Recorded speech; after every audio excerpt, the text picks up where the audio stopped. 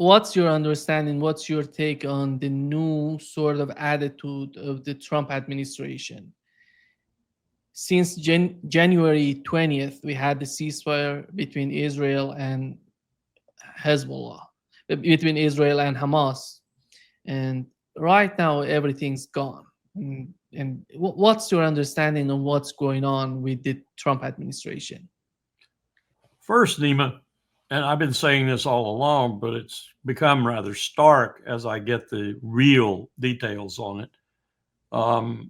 Israel has not honored a single day of the ceasefire with Lebanon or the ceasefire with Hamas. That's the reality. They have killed, I tried to total it up. It's over 500 people. It's probably much higher than that. They have killed someone in Gaza, in Lebanon, on the West Bank, of course, which is not necessarily included in the ceasefire, but nonetheless, they're still killing people there every single day of the ceasefire. I've asked people, what is ceasefire in Hebrew? What does the Hebrew word for ceasefire mean? Because it's clear Bibi Netanyahu doesn't understand what a ceasefire is. And this has ramifications for Ukraine also, if you think about it for a moment. Putin knows what a ceasefire is. I'm not sure Ukraine and Zelensky do, or the United States, or Europe and NATO.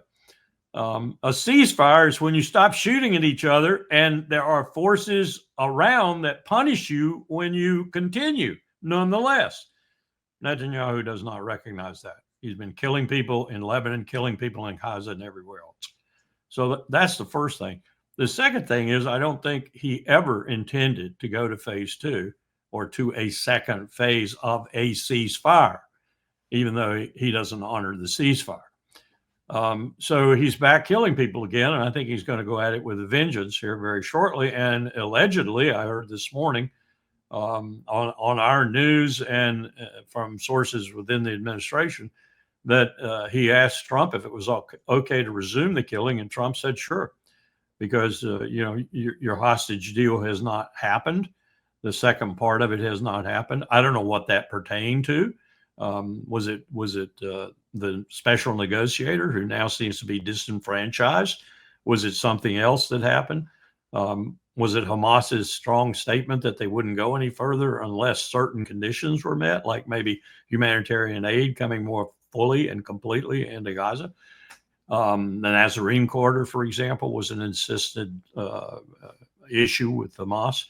I don't know. I don't know what the problem is. I just know that Netanyahu is fulfilling everything I said he would fulfill. He's not ever lived up to the ceasefire in the first phase, and now he's going back to war again. And I'm hearing also, continually hearing, that the IDF is not happy with this, that there are a lot of reservists who aren't showing up, a lot of reservists who said they're not coming to the call, as it were, and that the IDF is going to be strained to go back to war in the way that Netanyahu is ordering them to go back to war, which is essentially a resumption of the first phase of this from October 7th forward. So I can't tell you what is on Netanyahu's mind other than firing the head of Shin Bet and getting into a real mess there. And people telling me from inside Israel that there is a real possibility, a significant possibility, that we may have a civil war inside Israel because of the sides that are forming up, and the fact that on the side, even of those people who support Netanyahu, they're not happy with him anymore. They would be happy with the continuation of his policies, but they're not happy with him personally.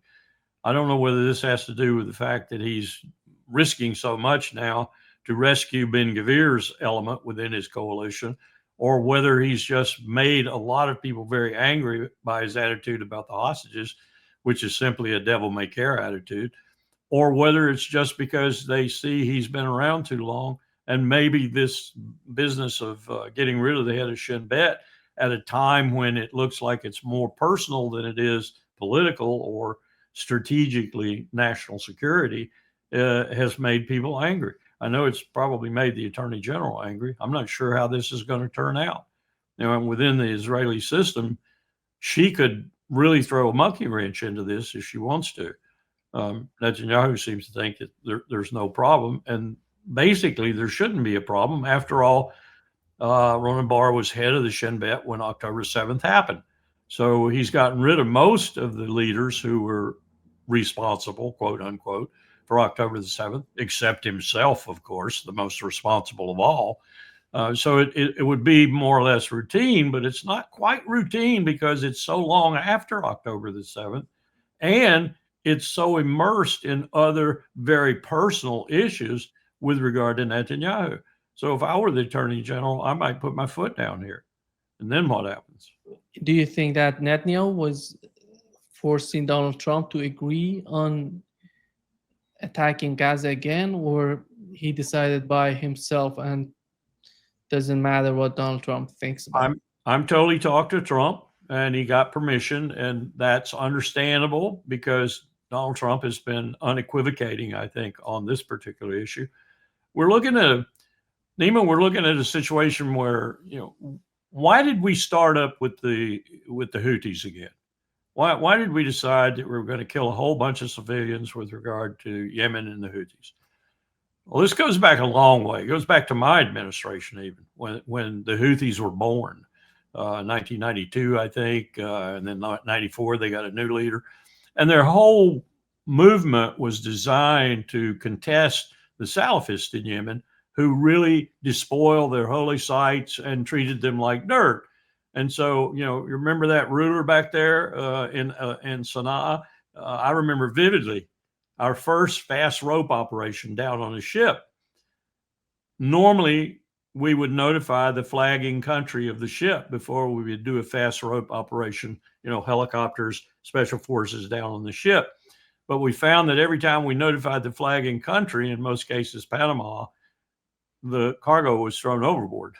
That's to say, we didn't find anything when we got to the ship. So we did one in the South Atlantic, as I recall, on a ship that we had good intelligence on. We didn't tell the flagging country until the moment that the helicopters were over the ship. We found the cargo. We found, as I recall, 5,000 American M16s on that ship.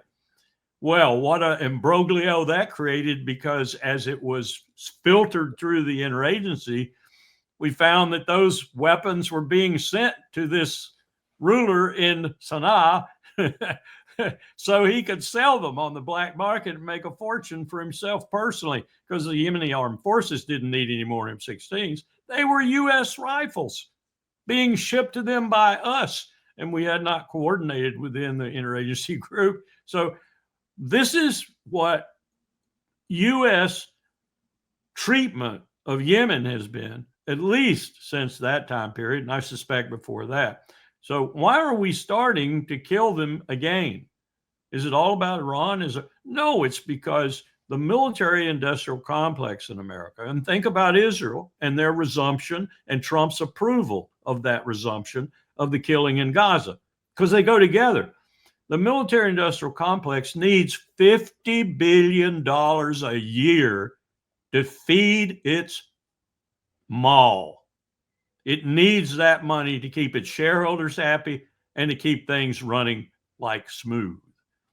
So why did we start a war and start dropping bombs on Yemen again? Because the military-industrial complex needs $50 billion every year, and it was falling off. Why did Trump approve Netanyahu going back to war? Because the military-industrial complex needs more money. It needs that $50 billion plus every year. That's what we've become. We've become a state that more or less has to be at some kind of war, whether it's bombing the Houthis or whether it's helping Netanyahu or helping Ukraine. We have got to be fueling that complex and funding that complex. We are a perpetual war state. We are a perpetual war state. Do you think that would bring a direct conflict between Iran and the United States? That's a different matter, because that's one we'd lose. That's one we would lose badly. I don't know if Donald Trump knows that. I know the Pentagon knows that. I know the people who were there, like C.Q. Brown, the chairman of the Joint Chiefs that he fired, and others that I'm told have been given their walking papers, if not out, at least out of the Pentagon and out of the direct relationship with the president. So is there someone who's going to tell him that if he says, you know, his usual, we're going to rain fire down on Iran? Well, I got news for you, Donald. Iran's going to rain fire down on you if you go to war with them. Now, you can bomb them. And this is what Donald Trump likes to do. Look at the first administration in 2016. He likes to bomb people. He likes to drop bombs on people. He doesn't like to put troops on the ground. He doesn't want to go to war with them in that sense, but he does bomb them. He bombed Syria with what was it, 52 cruise missiles in the very first part of his administration. So he likes to bomb people. And Americans in general like to bomb people, just like Israelis like to bomb people. We bomb with impunity virtually. You don't have to be brave or courageous to bomb people. You just sit in the cockpit. The worst that could happen to you is a maintenance malfunction. You pickle off a few bombs and you kill a bunch of people on the ground. That's the American way of war. That's the Israeli way of war, is not to be vulnerable, but to kill people on the ground. If he tries that with Iran, he's going to find out how ineffective it is. He's going to find out ultimately how ineffective it is. And they're going to make a decision, which they're only maybe a week or two away from making a bomb, to make a bomb. And then we're going to have a real kettle of fish to fry. And if we put troops on the ground in Iran, Nima, count the empire gone. We will dissipate our power. We will absolutely ruin ourselves in Southwest Asia if we go aground to fight the Persians, some 90 million people who are steeled against us if we do that. Not necessarily now, but if we invade them, they will be.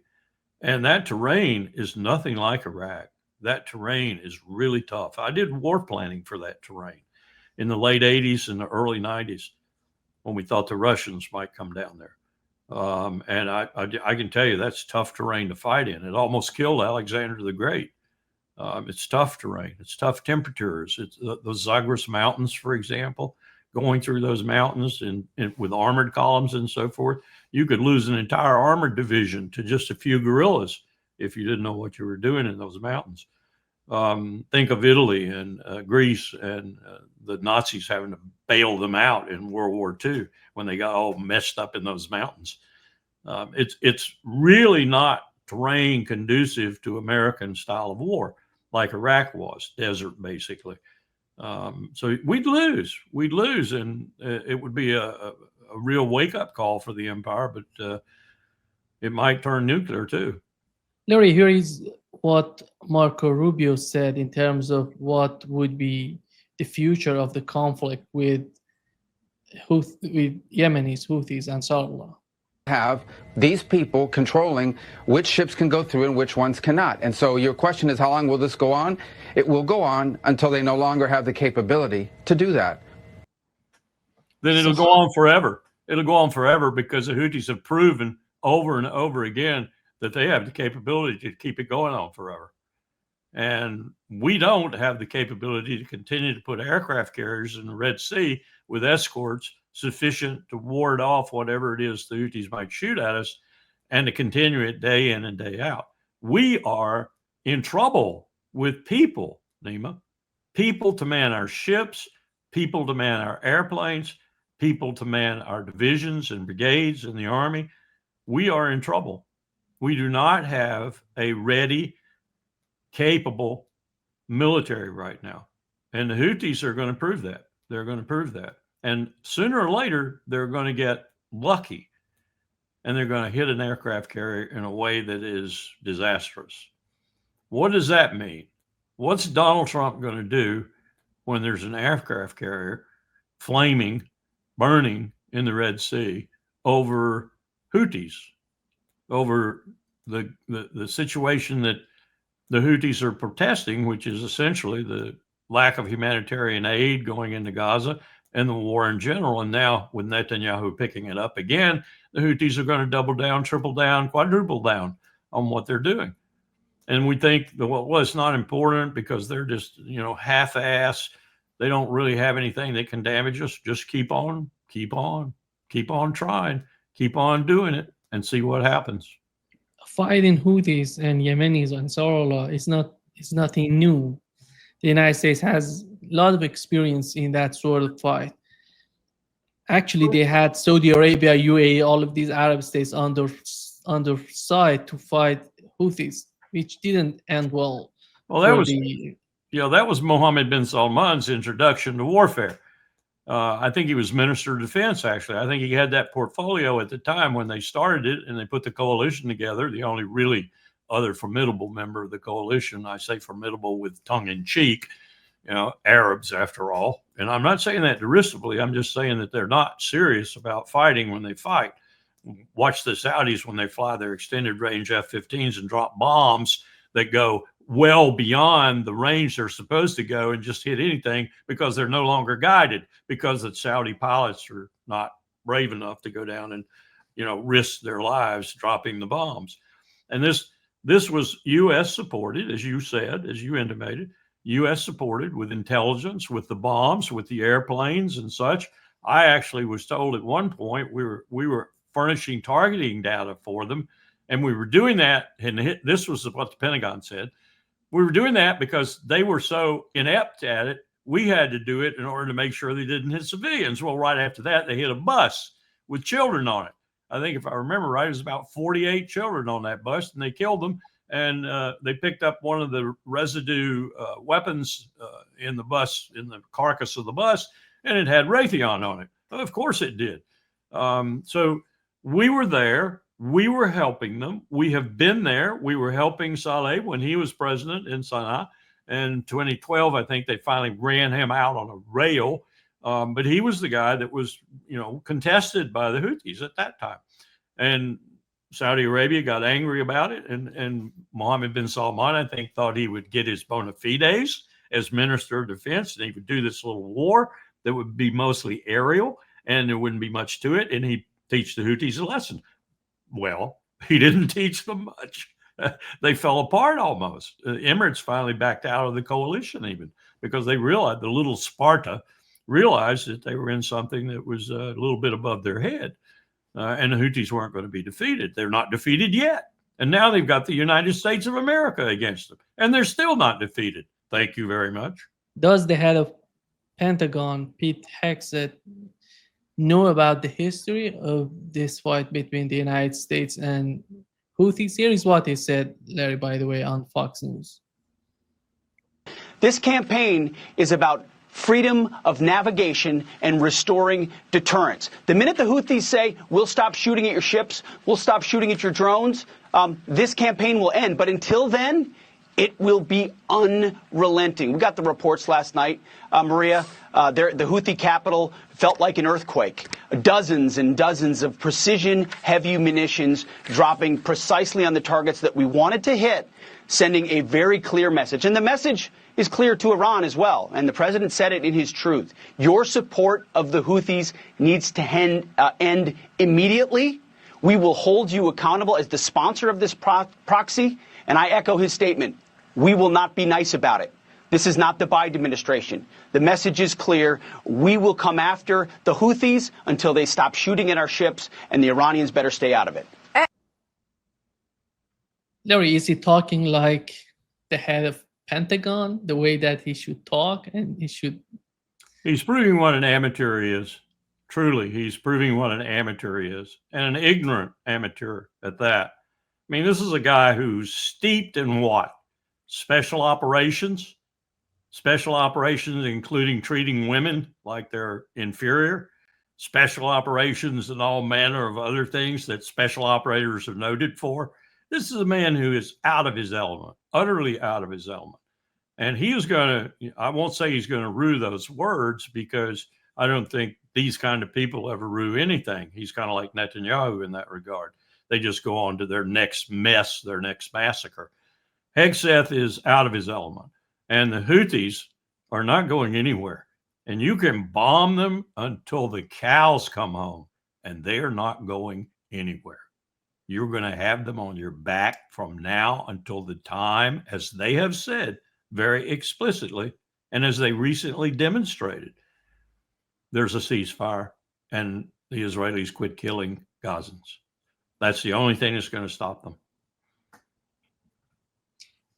It's so amazing, Larry, how the Trump administration decided not to go the easy way, which would be convincing Netanyahu to let this humanitarian aid go to Gaza, but instead of that, choosing a new fight and restarting the fight in the Middle East and with Yemenis. And right now, he mentioned the link between Iran and Houthis. How much do we know about the link between these two? Is Iran, are they just obeying the order from Iran to do whatever Iran wants them to do, or it's something related to the Yemenis, to the way that they see the conflict in Gaza? Absolutely not, in terms of your first suggestion that they're doing what Iran tells them to do.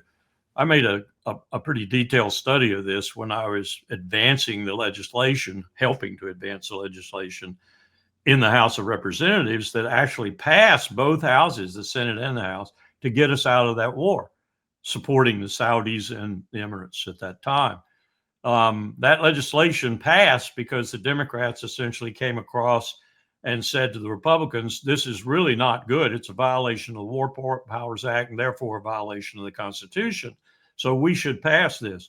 Well, Pelosi, she fought it, and then it got there. Then when she realized that it was probably going to pass, and Trump would veto it, she went ahead and favored it and let it pass, and it passed both houses. And we had an act, a special act based on the War Powers Act that said essentially we'd stop supporting the Saudis and the Emirates and others in that war. And of course, it got vetoed. So Pelosi knew it'd get vetoed, so that's the only reason she supported it. Devious Democrats in that sense. But I say all that to say, as we were studying that, as we were looking into that and finding out exactly what the United States was doing with regard to supporting the Saudis, with regard to prosecuting that war ourselves through the Saudis, as we looked at all that, we looked at Iran too. We wanted to see just how truthful the administration was being with regard to what Iran was giving the Houthis and support and such. What we found was the Houthis were giving Iran the extended middle finger about half the time.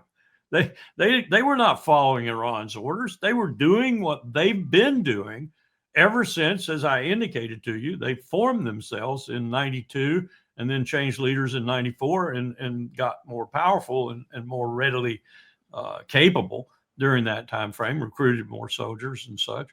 The Houthis are operating for themselves. Now, they're not going to tell Iran, if Iran says we've got some missiles for you or we've got some bullets for you or whatever, they're not going to tell them no if they can get their hands on them. They're going to take those supplies. The same with Russia, the same with China or anyone else. Nima, I wouldn't be surprised if the United States weren't providing them with some weapons, because as I told you, we got to make $50 billion a year. We have to make $50 billion a year to satisfy the military industrial complex. So Iran backing the Houthis is a tale that goes all the way back to that beginning when Mohammed bin Salman started the war, thought he was going to get his feet wet in being Minister of Defense, and he really did get his feet wet in blood, mostly civilian blood. And I could find none, nor could any of my colleagues find any real contact between Iran and the Houthis. It was all the United States saying that so that we could justify what we were doing to support the Saudis and the Emirates in their bloody war against the Houthis. And I'm talking about a bloody war where the Saudis actually went in and cut off the port of Hodeidah and blockaded it so they couldn't get food in.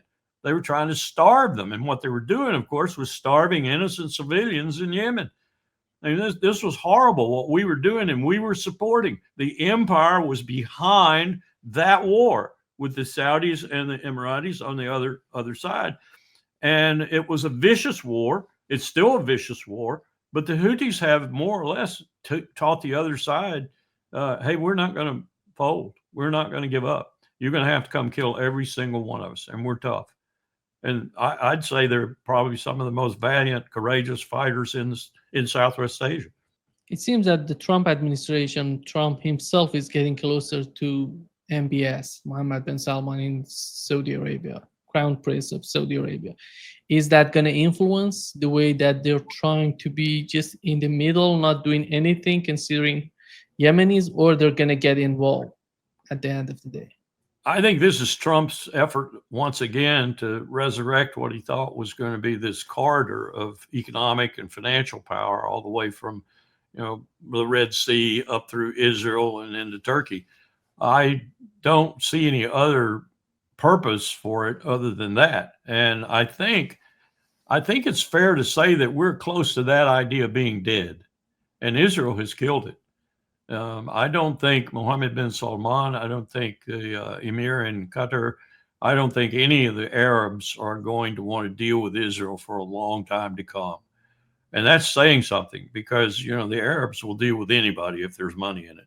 That's the raw truth of it. As Powell used to say to me, that's right after Bandar had left his office, he would talk about the Saudis and what they wanted and how they would get it. It's all money with them. It's all about money.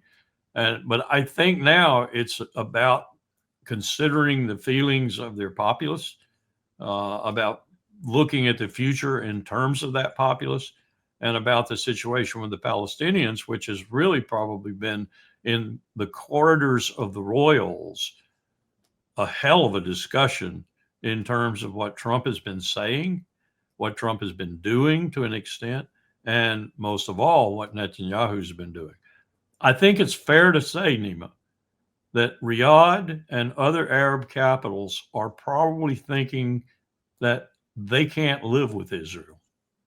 And so that's going to foreclose almost any of these fabulous transactions that Trump was envisioning that would include at their heart Tel Aviv, Jerusalem, Israel, all the things that Netanyahu was aiming at too, with, for example, the Abraham Accords, which are dead in the water now. I mean, dead, completely dead. No one's going to resurrect them. And it's a question. It's still a question in my mind. Will Israel be a state? Will it be a state? If it is a state, it will be clearly an apartheid state, reviled by the world, reviled by the United Nations, maybe even dismissed as a member of the United Nations. There's heavy talk about that right now in New York.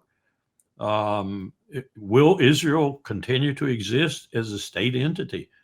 So there's no prospect in my mind for Trump's grand bargain, grand deal, whatever you want to call it, with Riyadh and other Arab countries bringing Israel into it. They will not tolerate it. Let's remember what was the situation in Israel before Trump coming to power. We know that their economy was not doing great. Many people were getting out of Israel. And how is that going to change under the Trump administration? What Donald Trump is capable of doing for them, helping them? That's a good question. I'm understanding right now. Yeah, when I said they violated the ceasefires, I didn't mean just with Gaza or with the Hamas in particular. They violated the ceasefire with Lebanon every single day. I've read Haaretz every day. There's somebody killed in Lebanon, somebody killed on the West Bank, somebody killed in Gaza, 400 some odd yesterday in Gaza, every day. So there's no ceasefire. What I found out about 3 days ago was that those who had returned in the north, most of them have now gone back again. They didn't think that they were safe, and so probably rightfully they left. What is Israel going to do when it wakes up one morning and people have wholesalely decided that the purpose of Israel, having been to give a safe haven to Jews, principally initially those from Europe, and there's no safe haven left? There is no such thing as a safe haven. They got lulled into the last few years. They got lulled into thinking that the discotheques were no longer bombed. The buses were no longer bombed.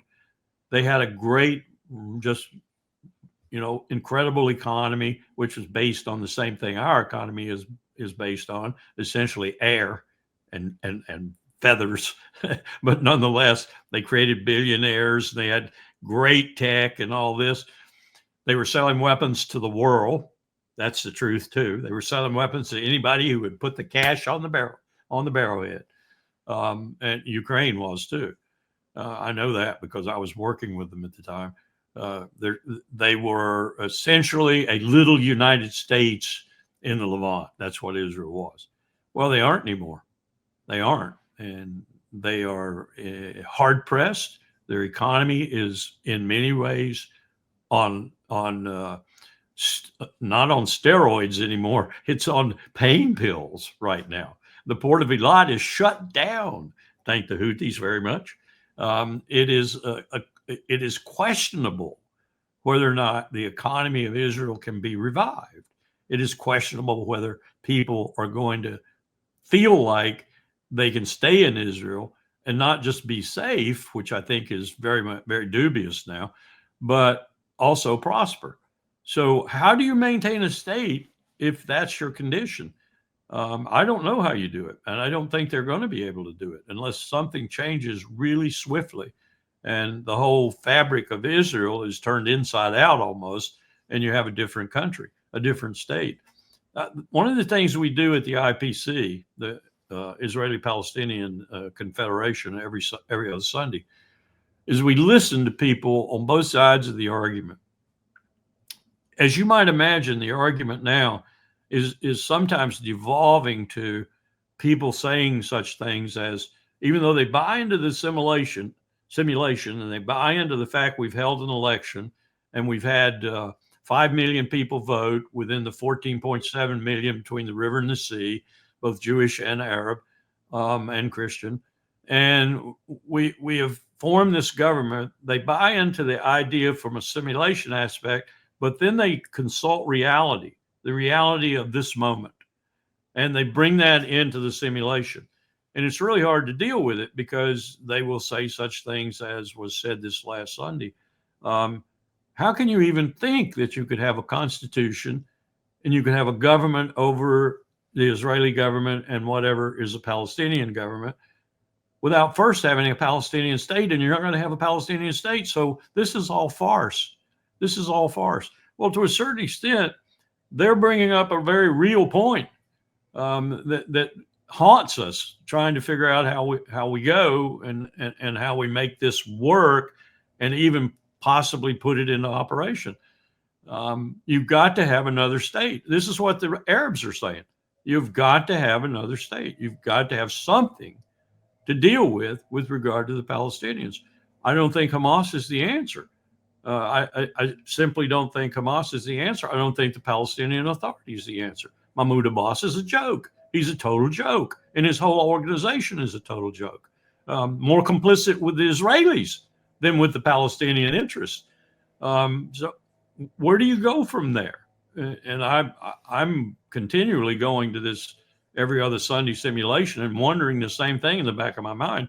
Are we just, counting the deck chairs on the Titanic? How would we ever be able to implement this given the current situation and given the unbending nature of Bibi Netanyahu and those around him, especially Ben-Gvir and Smotrich, whom he is risking, to a certain extent, enormous political capital right now, trying to rescue and keep in the coalition, because they are the most dramatic demagogues, genocidal maniacs that he has in his government.